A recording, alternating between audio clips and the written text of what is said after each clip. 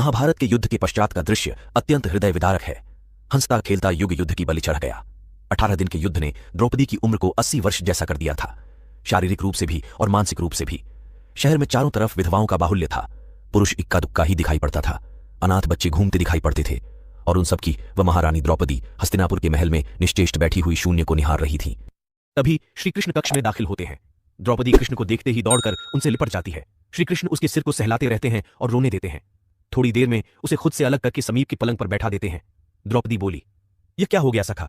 ऐसा तो मैंने नहीं सोचा था।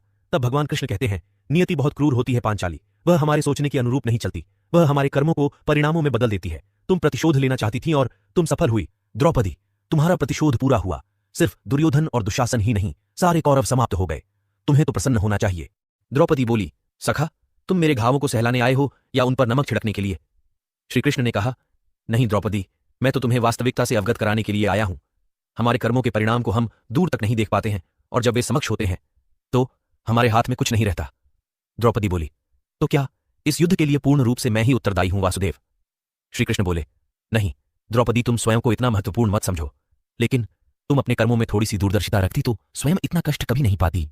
द्रौपदी ने कहा, तो मैं क्या कर सकती थी सखा? श्री कृष्ण बोले, तुम बहुत कुछ कर सकती थी। जब तुम्हारा स्वयंवर हुआ तब तुम कर्ण को अपमानित नहीं करती और उसे प्रतियोगिता में भाग लेने का एक अवसर देती तो शायद परिणाम कुछ और होता। इसके बाद जब कुंती ने तुम्हें 5 पतियों की पत्नी बनने का आदेश दिया तब तुम उसे स्वीकार नहीं करती तो भी परिणाम कुछ और होते। और उसके बाद तुमने अपने महल में दुर्योधन को अपमानित किया कि अंधों के पुत्र अंधे होते हैं। वह नहीं कहती तो तुम्हारा चीरहरण नहीं होता। तब भी शायद परिस्थितियां कुछ और होती। हमारे शब्द भी हमारे कर्म होते हैं द्रौपदी, और हमें अपने हर शब्द को बोलने से पहले तोलना बहुत जरूरी होता है। अन्यथा उसके दुष्परिणाम सिर्फ स्वयं को ही नहीं, अपने पूरे परिवेश को दुखी करते रहते हैं। संसार में केवल मनुष्य ही एकमात्र ऐसा प्राणी है जिसका झर उसके दांतों में नहीं, शब्दों में है। इसलिए शब्दों का प्रयोग सोच समझ कर करें।